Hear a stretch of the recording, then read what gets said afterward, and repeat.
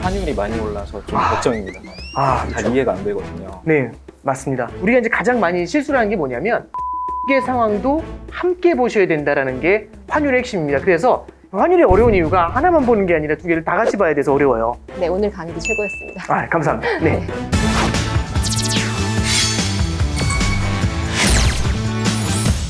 안녕하십니까. 쩐에 관한 모든 썰, 쩐썰의 오건영의 오건영입니다. 반갑습니다. 김수정입니다. 안녕하세요. 김영석입니다. 네, 저희 클래스에 처음 오신 김영석 심사님, 안녕하십니까. 안녕하세요. 여기 이제 굉장히 다양한 경제 이슈들에 대해서 다뤄보게 되는데요. 혹시 최근에 좀 궁금한 이슈가 있으신지? 저도 요즘에 경제 뉴스 열심히 보고 있는데요. 네. 특히 환율이 많이 올라서 좀 걱정입니다.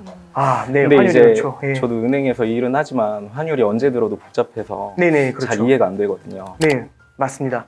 오늘은 그럼 환율에 대한 얘기를 좀 한번 해보도록 하죠. 네.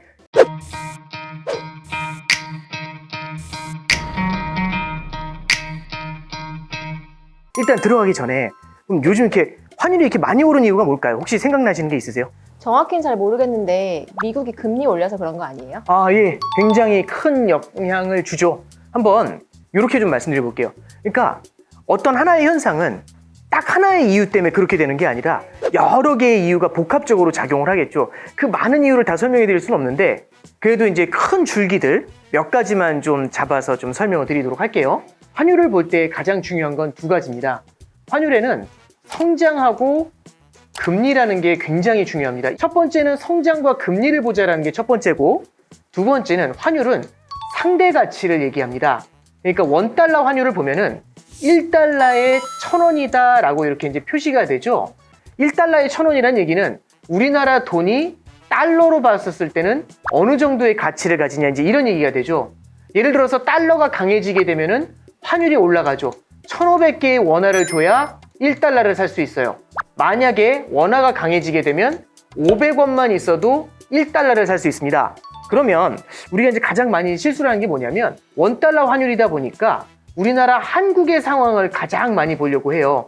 근데 한국의 상황뿐만 아니라 뭘 같이 보셔야 되냐면 달러, 미국의 상황도 함께 보셔야 된다는 게 환율의 핵심입니다. 그래서 상대 가치라는 말씀을 적어놨잖아요.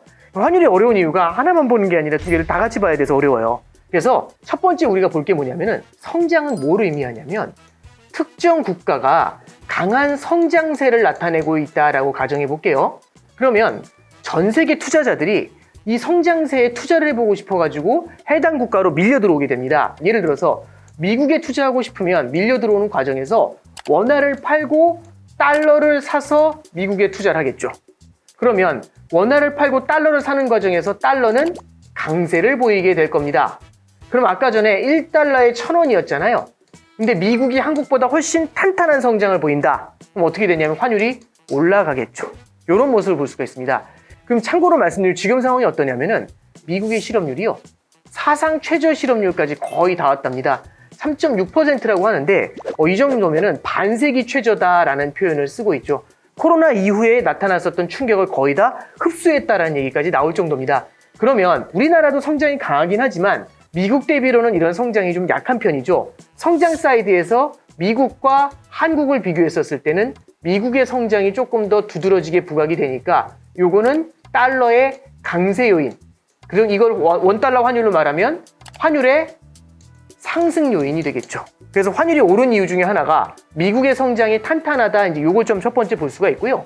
두 번째 볼 수 있는 이유는 뭐냐면 미국의 금리입니다. 금리라는 건 해당 국가의 통화를 갖고 있었을 때 얼마나 많은 이자를 주느냐죠. 예를 들어서 미국 돈을 갖고 있었을 때 5%를 주고 한국 돈 갖고 있었을 때 1%를 준다. 이러면 사람들이 한국 돈을 다 팔고 달러를 사서 5%씩 주는 미국에 투자를 하게 되겠죠. 그래서 이걸 뭐라고 얘기하냐면 양국 간의 금리 차가 되게 중요하다라는 표현을 쓰게 됩니다. 최근에 보시면 미국이 금리를 굉장히 빠르게 올릴 거다라는 얘기가 나오고 있어요.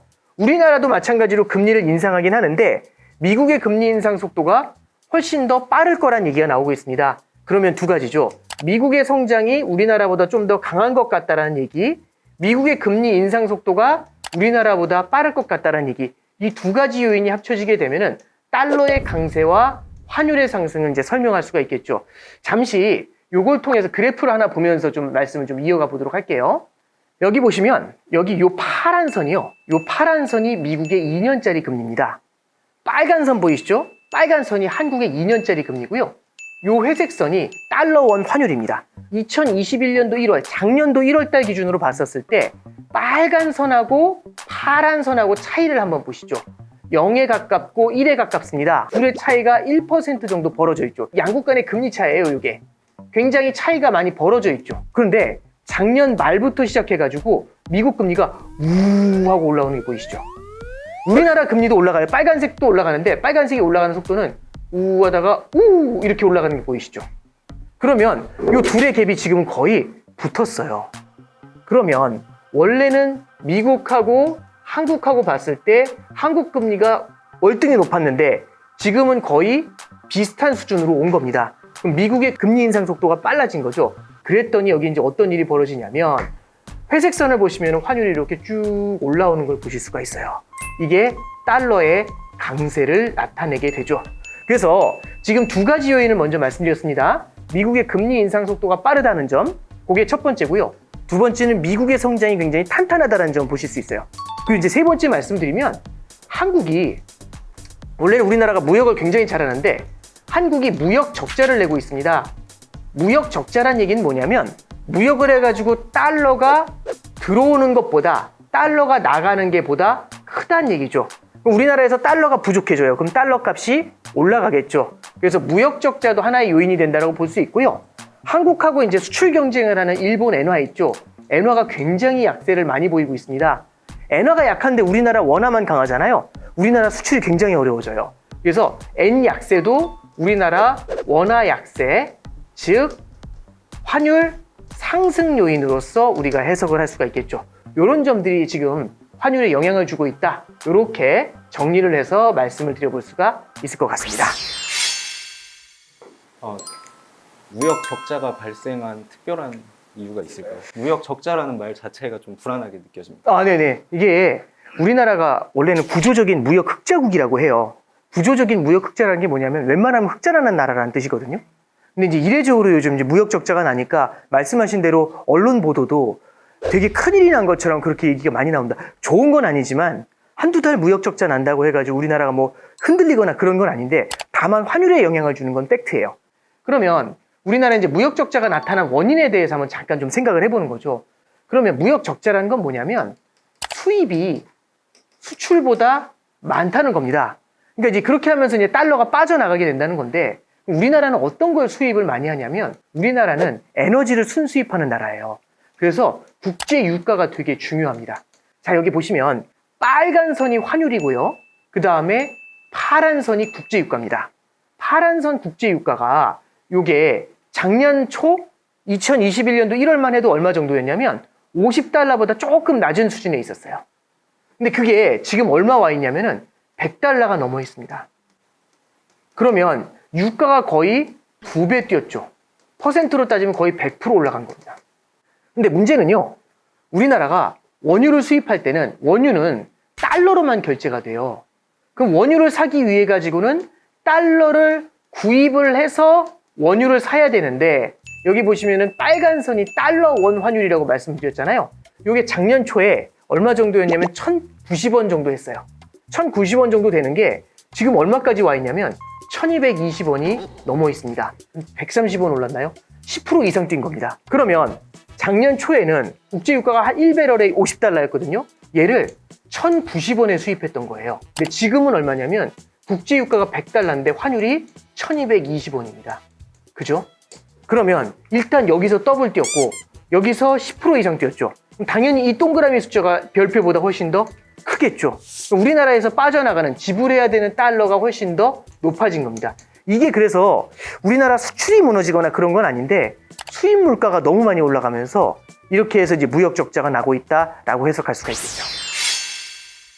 아까 한국 무역 네. 수지 적자 이유 중 하나가 엔화 약세라고 말씀을 하셨는데요. 네네. 저는 원래 그 일본 엔화라는 게 미국 달러랑 똑같이 네. 안전자산으로 알고 있었거든요. 네네네.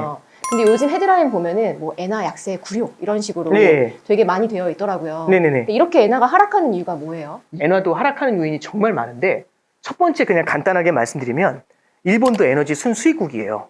그러다 보니까 에너지 가격이 올라간 게 일본의 무역에는 안 좋은 영향을 줬겠죠. 그래서 일본도 지금 경상적자라는 걸 겪고 있어요. 예, 그래서 이제 적자다라고만 컨셉만 잡아가시면 될 것 같고요. 조금만 더 가면 일본은 우리나라하고 다른 게 하나 있는데 요게 좀 달라요. 여기 보시면은 요 파란 선이 미국 10년 금리 차트입니다. 빨간 선은 일본 10년 금리 차트예요.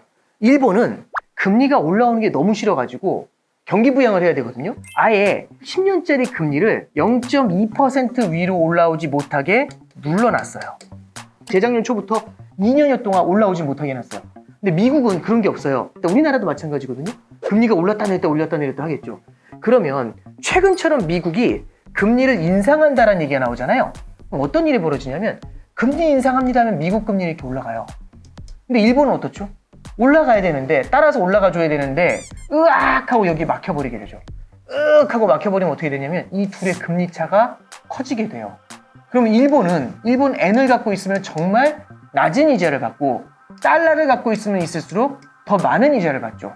그러면 엔화를 팔고 달러를 사서 미국으로 들어가서 미국 국채에 투자하고자 하는 수요가 늘어나게 되겠죠. 그래서 기본적으로 지금 달러가 강세를 보이는 이유 중에 하나가 엔화가 약세가 된다. 이 엔화 약세는 뭐하고 연결이 되느냐면 일본의 금리하고도 연관이 됩니다. 이제 우리나라는 아무래도 일본하고 무역 경쟁을 해요. 네. 그러다 보니까 엔화가 너무 약세가 되면은 우리나라 원화가 마냥 강세로 가기가 상당히 부담스럽습니다. 그래서 이런 요인도 최근에 환율 상승에 영향을 주는 이제 그런 요인이다라고 볼 수가 있을 것 같습니다. 그래서 지금 이제 요인을 하나하나 좀 설명을 드렸는데요. 맨 처음에 말씀드린 게 미국의 성장, 미국의 금리, 그죠? 그 다음에 우리나라의 무역 적자, 우리나라 경쟁국인 일본의 이제 결국에 엔화 약세, 이 네 가지 측면에서 볼 수 있었다라고 이제 보시면 되겠습니다. 짧지만 한번 환율의 상승한 요인에 대해서 한번 말씀드렸는데요. 어떻게 보셨나요? 소감이 어떠신지? 예, 저는 환율을 좀 단순하게 생각했었는데 여러 가지 요인을 끼칠 수 있는 그 복잡한 그 네, 요인들이 그렇죠. 많다는 게 네, 굉장히 새롭게 느껴졌습니다. 네, 다양한 메커니즘에 의해서 결정이 된다라고 보시면 돼요. 어떠셨나요? 저도 비슷한데 하나의 경제 현상이 되게 다양한 요인으로 이루어지는 게 되게 재밌는 것 같고요. 네, 오늘 강의도 최고였습니다. 감사합니다. 네, 네, 이상으로 쩐썰의 원형 마치겠습니다. 감사합니다.